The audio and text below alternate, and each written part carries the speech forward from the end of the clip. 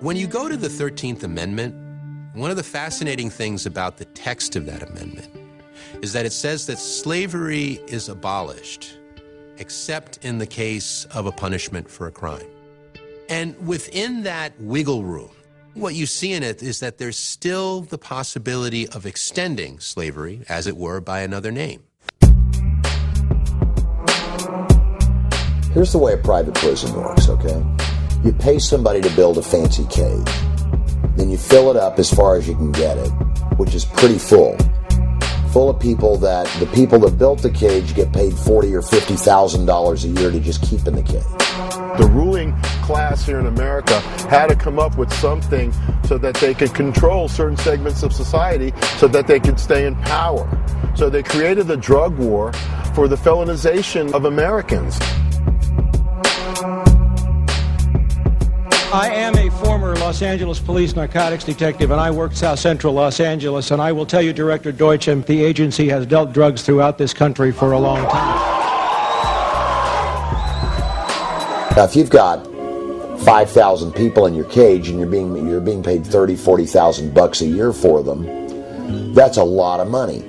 And if you can, on top of that, use them as your private property, as chattel property, that you can then make do work or produce things that you get paid for on top of that. What a great deal. Now, where I come from, when you transform a person into a piece of property, that's called slavery. People think while we focus on the condition of confinement, I think the bigger focus is on prison. I think we have to begin to see prison as being tantamount or equal to slavery. I think people in the United States need to know that the 13th Amendment did not abolish slavery. Instead, the 13th Amendment, if you read the word and it says slavery nor involuntary servitude shall exist on these shores except one who has been duly convicted of a crime. How many people who have been duly convicted of crime but who are actually innocent? Because as long as we have prison, slavery reigns.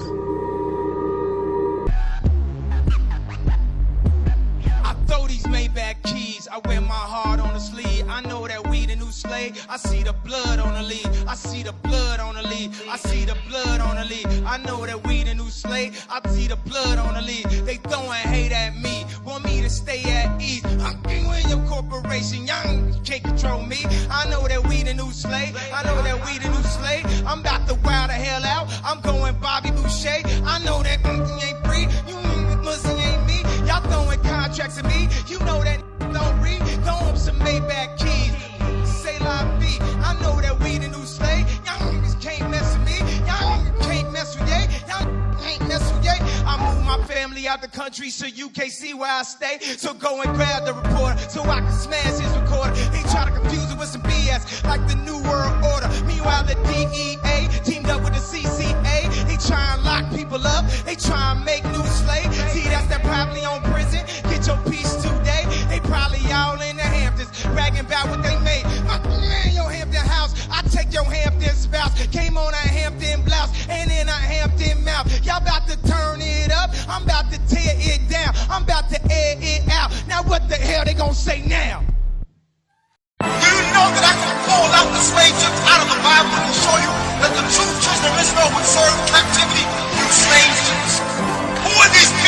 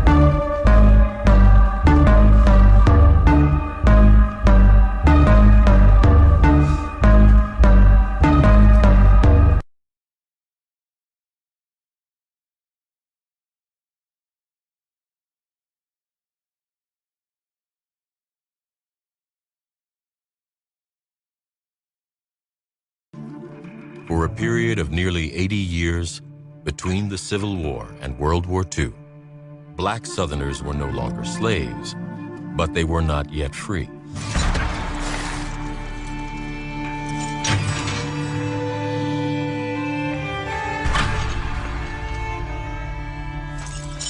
In one of the most shameful and little-known chapters of American history, generations of black Southerners were forced to labor against their will.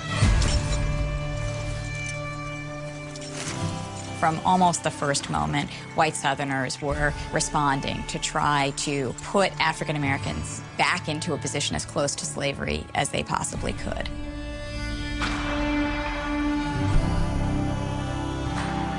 The Old South and what was quickly becoming the New South could not proceed without the work of African Americans.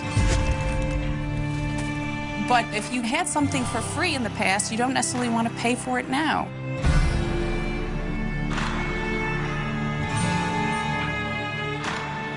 It was a straight, simple, exploitative system. There was only power, there was only force, and there was only brutality.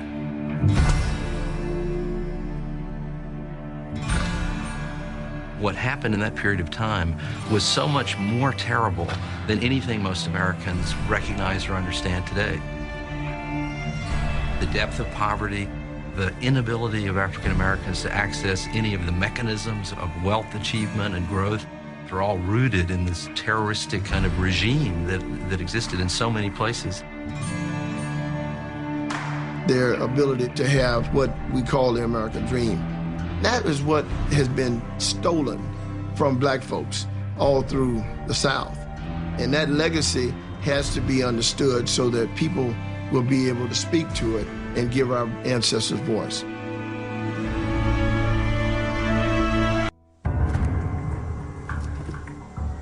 With the end of Reconstruction, the nature of both crime and punishment in the South changed dramatically.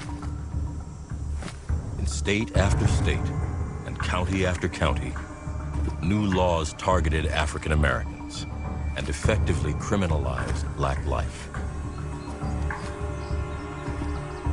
It was a crime in the South for a farm worker to walk beside a railroad. It was a crime in the South to speak loudly in the company of white women. It was a crime to sell the products of your farm after dark. Anything from spitting or drinking or being found to be drunk in public or loitering in public spaces could result in confinement. So there was an over-exaggeration of African American criminality during this time period. It's not to absolve all prisoners from having committed crimes, but there were many trumped-up charges. One of the most infamous set of laws to come out of this period were the pig laws, passed in Mississippi, Georgia, Florida, Alabama, enhancing penalties for what had been previously misdemeanor offenses to now felony offenses. Exposés of the convict labor system described it as worse than slavery. And this system is one that I think in many ways needs to be understood as brutal in a social sense, but fiendishly rational in an economic sense. Because where else could one take a black worker and work them literally to death after slavery? And when that worker died, one simply had to go and get another convict.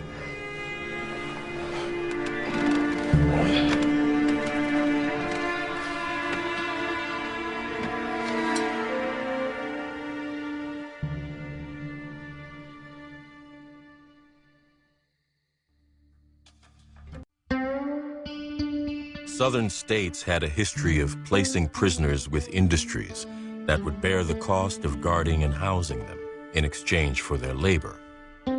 Now states also began to charge fees, renting prisoners to companies by the month.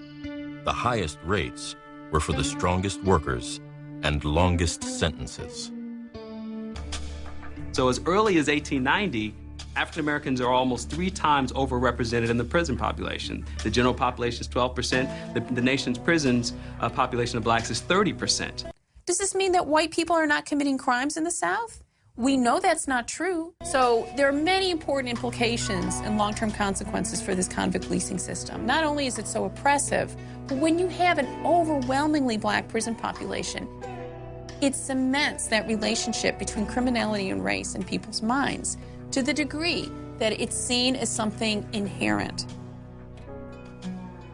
Southern editorialists, sociologists, politicians are all saying that the statistics prove that black people are a criminal race and that freedom had been a mistake. If you were to ask most Southerners, white Southerners, what they thought of African Americans in the 1850s, the 1860s, even into the 1870s, one profile would have been of people who were loyal, dutiful, trustworthy. Those same people in the 1880s and by the 1890s have been demonized. They no longer are trustworthy. They no longer have the capacity for citizenship. By the 1890s, white voters had reversed the civil rights gains made during Reconstruction. New state constitutions kept blacks out of voting booths and limited funding for black schools. Racial segregation was mandated by law. They do this because it's important to remind black people day after day after day, minute after minute, that they have a place in this society and that that place is subordinate. So what that means is that when a black person is walking down the street and a white person walks towards them, they step into the gutter. Today, there are more African Americans under correctional control, in prison or jail, on probation or parole, than were enslaved in 1850, a decade before the Civil War began. Michelle Alexander's book, The New Jim Crow, Mass Incarceration in the Age of Colorblindness, argues persuasively that America's war on drugs has resulted in a devastating new system of racial control. Many Americans just have no idea the scale of mass incarceration in the United States because it's a phenomenon that does not affect everyone. It affects certain groups defined largely by race and class. Breaking news out of Contra Costa County, a drug bust in Pacheco. Charged in what officials say is the largest drug bust in Baltimore County. Suspect's not home, but minutes later he unwittingly walks into the dragnet. What's your name? My name? Yeah. My name Antoine. Got him. The size of our prison system quintupled in a 30-year period of time, not due to rising crime rates, but rather because we declared a drug war, a war on drugs. These people are wrecking our society. If you're a casual drug user, you're an accomplice to murder. All of us agree that the gravest domestic threat facing our nation today is drugs. And launched a Get Tough movement that swept millions of poor people, overwhelmingly poor folks of color, into our prisons and jails, primarily for nonviolent and drug-related offenses, the very sorts of crimes that occur with roughly equal frequency in middle-class white communities and on college campuses and go largely ignored. You know, a white kid living in rural Kansas doesn't drive to the hood to get his marijuana or his meth or his ecstasy or a little bit of cocaine. He's buying it from someone most likely of his own race down the road.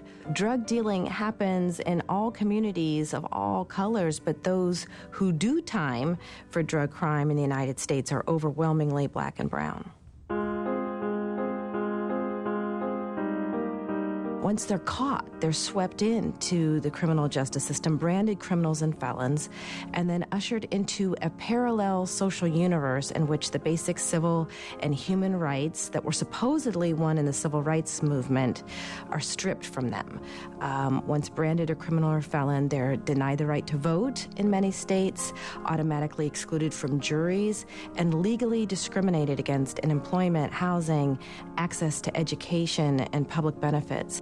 If you break the law, you no longer have a home in public housing. So many of the old forms of discrimination that we supposedly left behind in the old Jim Crow era are suddenly legal again once you've been branded a felon. That's why I say we haven't ended racial caste in America. We've just redesigned it. It might be difficult to admit, but it's certainly not difficult to understand how this kind of racialized justice system ends up benefiting white people. We're not only much less likely to be harassed by the police when we're innocent, we're also more likely to get away with illegal activity when we're guilty. Congratulating ourselves on how post-racial and colorblind we are does nothing to change these facts, and in many ways makes things worse. I think these examples of black success help to blind us to the ways in which systems and structures operate in our society today to lock millions of people out. Something really big and bold has happened. You know, during the Jim Crow era, examples of black success undermine the logic of the prevailing caste system. Today, you know, these black success stories actually reinforce the logic of the prevailing caste system, the superficially colorblind logic that it's their fault they're at the bottom. And if they only tried harder, they could be President Obama. And that simply isn't the case.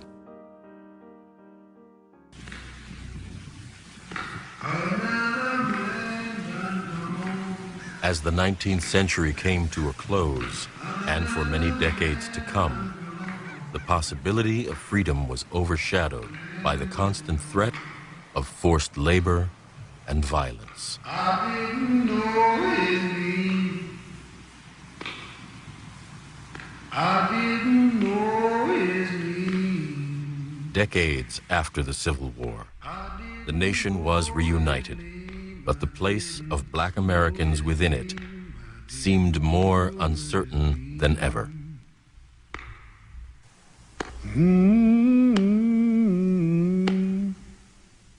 Many whites in the South are completely indifferent about whether black people live or die.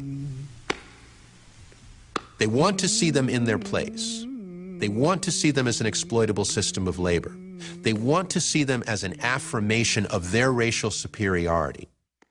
And if they don't fulfill that role, then to hell with them. Another man done